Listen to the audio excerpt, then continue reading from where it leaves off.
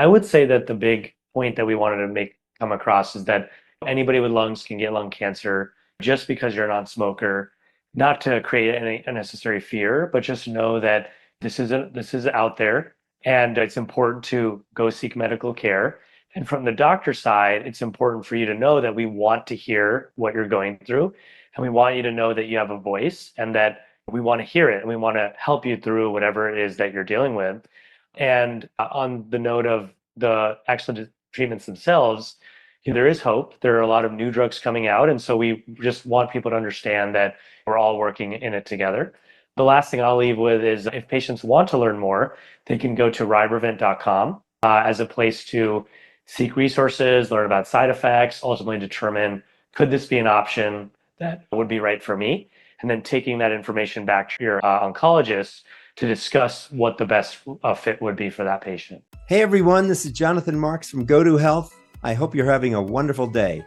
We have a very interesting show for you. When Deborah, 65, was diagnosed with stage 4 non-small cell lung cancer, it was a diagnosis she never imagined would be part of her story.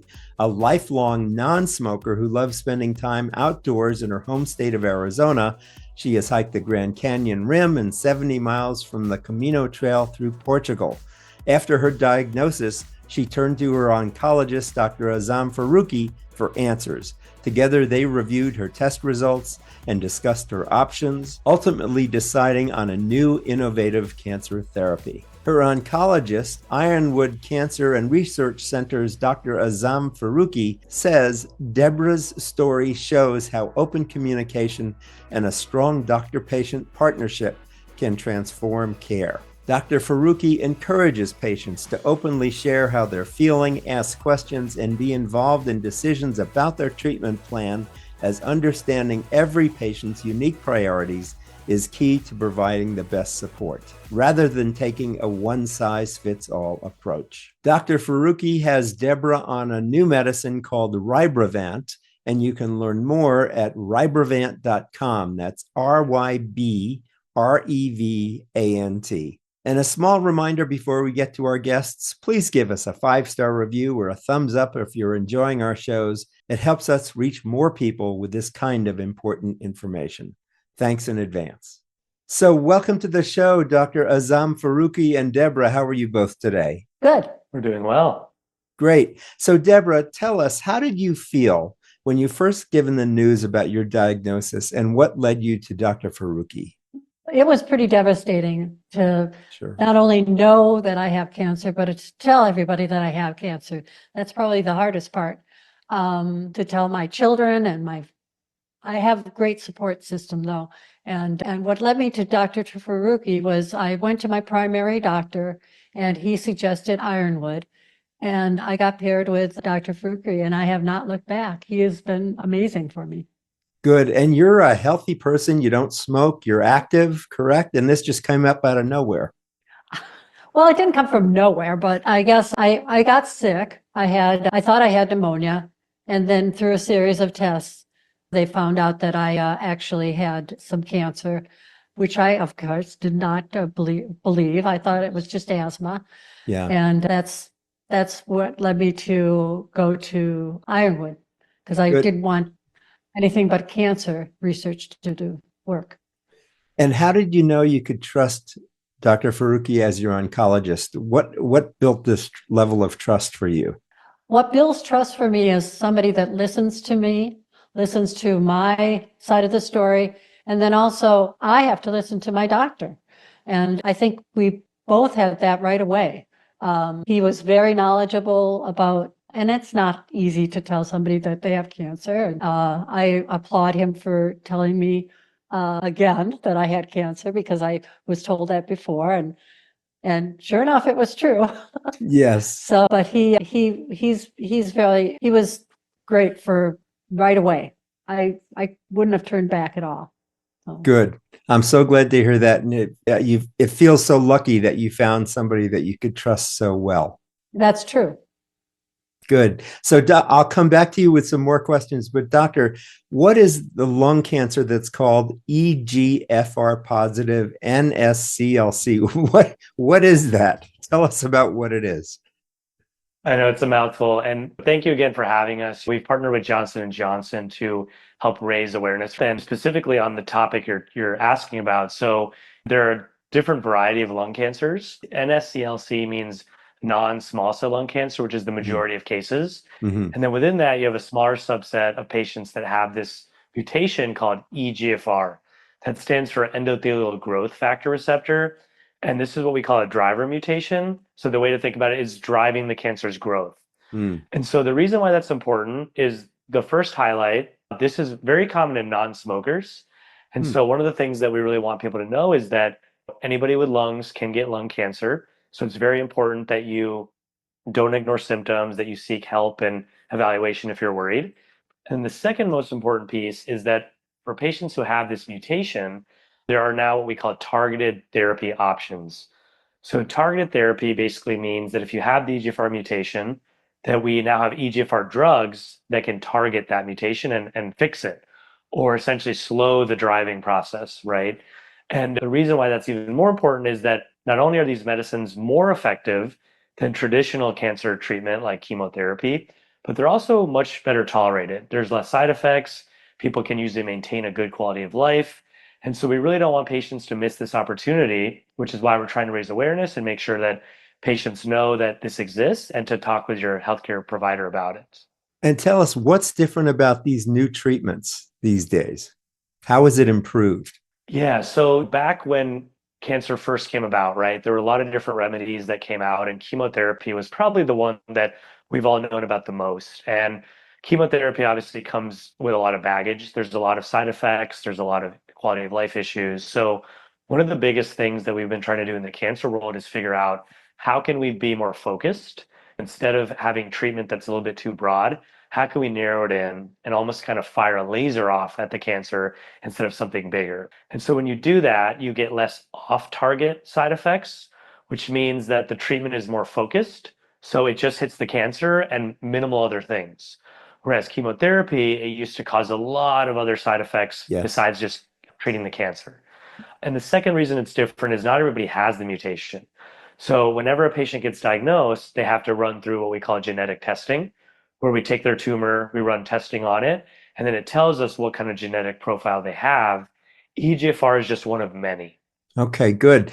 So this must have taken a lot of discussion between the two of you. And I want to bring up a topic that we've talked about before on this show, which is called shared decision making. Can you tell us how the two of you communicated to come up with the right plan for Deborah? Very good question. I would say that the first visit is always very difficult because there's just a lot of unknowns that we're all working with, and there's a lot of information we have to process in a short amount of time, whether that's the diagnosis itself, the prognosis, what other tests do we have to do, what are the treatment options. And so that first visit is not only trying to do that, but in all of that, trying to get a connection set and make sure that I understand the patient's priorities, their goals, and what they're looking for in the treatment.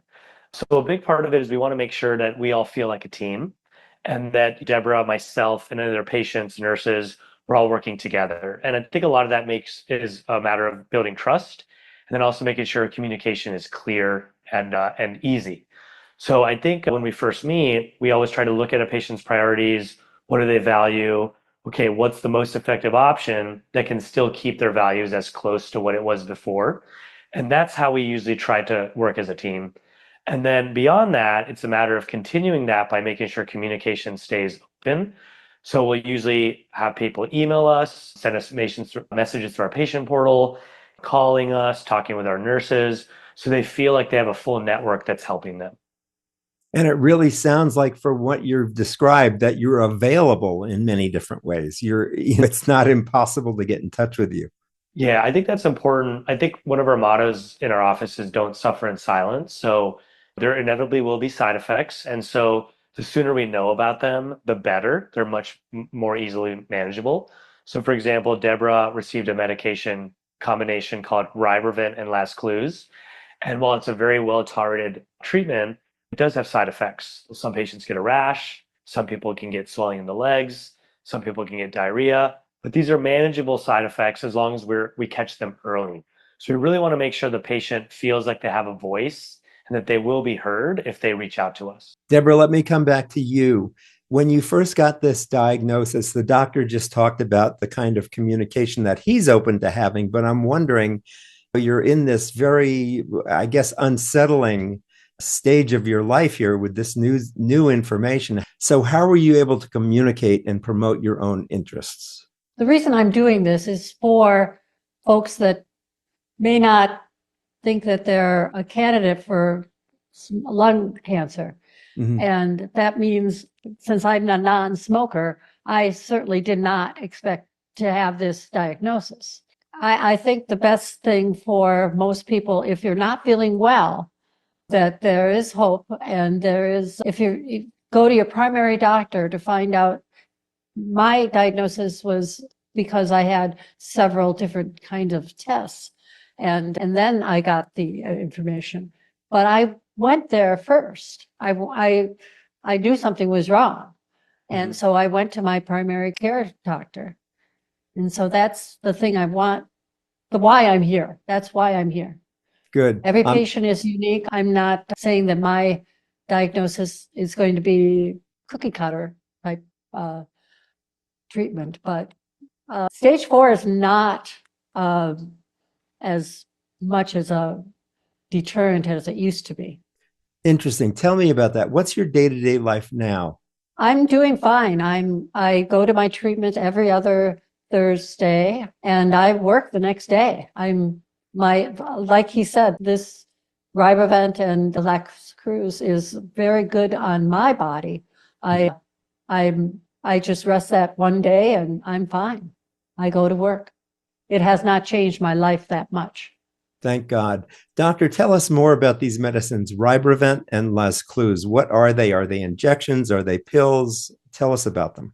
Yeah, so they're obviously two. They both are targeting this mutation that we've discussed. Rybrevant is an IV infusion, and Lascluze is an oral pill. Mm-hmm. So like Deborah said, patients come in every 2 weeks for the infusion. The pill will be taken every day. And so in a way, it's nice when the patients come in, we get to see them, check their vitals, the nurses chat with them, make sure they're doing okay. I have monthly office visits with her, where I review her labs. We talk about side effects.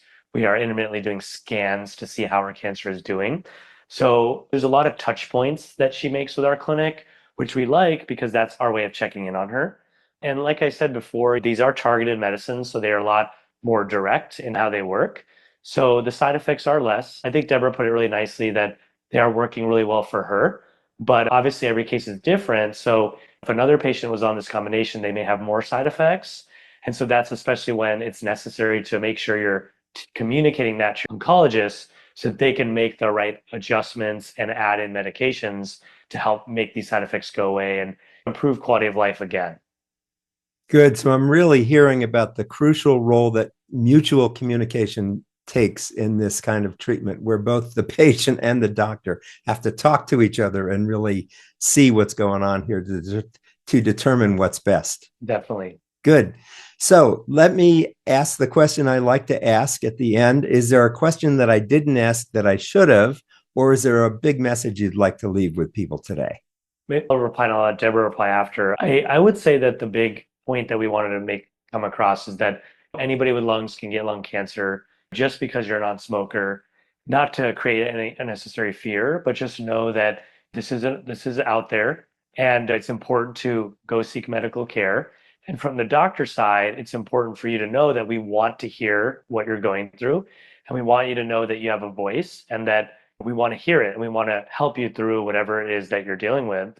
And on the note of the actual treatments themselves, there is hope. There are a lot of new drugs coming out. And so we just want people to understand that we're all working in it together. The last thing I'll leave with is if patients want to learn more, they can go to rybrevant.com as a place to seek resources, learn about side effects, ultimately determine, could this be an option that would be right for me? And then taking that information back to your oncologist to discuss what the best fit would be for that patient. Good. Let me mention that website again before we get to Deborah. It's Rybrevant, and I'll spell it. It's RYBREVANT. Again, RYBREVANT. REVANT, Rybrevant.com. Deborah, what kind of word would you like to leave with us before we go today? The reason I'm doing this is so that people can acknowledge that there is lung cancer when you don't smoke. I'm a candidate. I've never smoked in my life, and I've gotten lung cancer. And a lot of people will say, not me, I've never smoked. But that's not the case. You have to, if you're not feeling well, if you have some type of even asthma, might want to get it checked out to make sure that it's not getting worse. And that's my answer to you on that. I would really like people to acknowledge lung cancer. Good.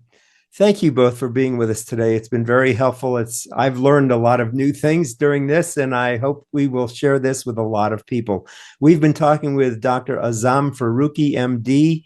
He specializes in lung, head, and neck malignancies and hematologic disorders.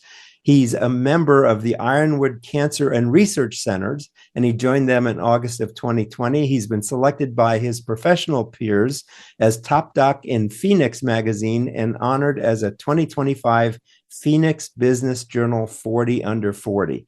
We've also been talking with Deborah, who's 65 years old. She's a lifelong, as she said, a lifelong non-smoker and an avid outdoor enthusiast. She manages a nonprofit thrift shop in her hometown of Chandler, Arizona, and enjoys hiking and gardening.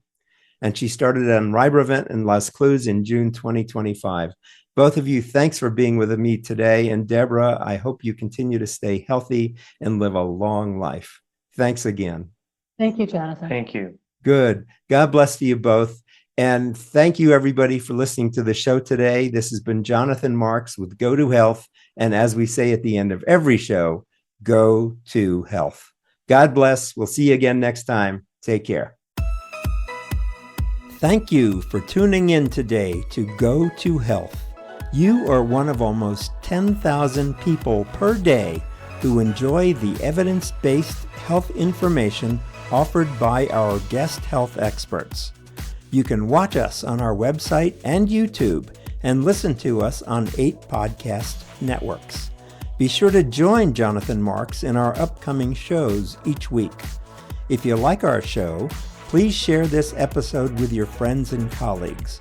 You can subscribe to the show, join our email list, send us feedback, browse through the online store, and view our library of over 150 shows at GoToHealthMedia.com.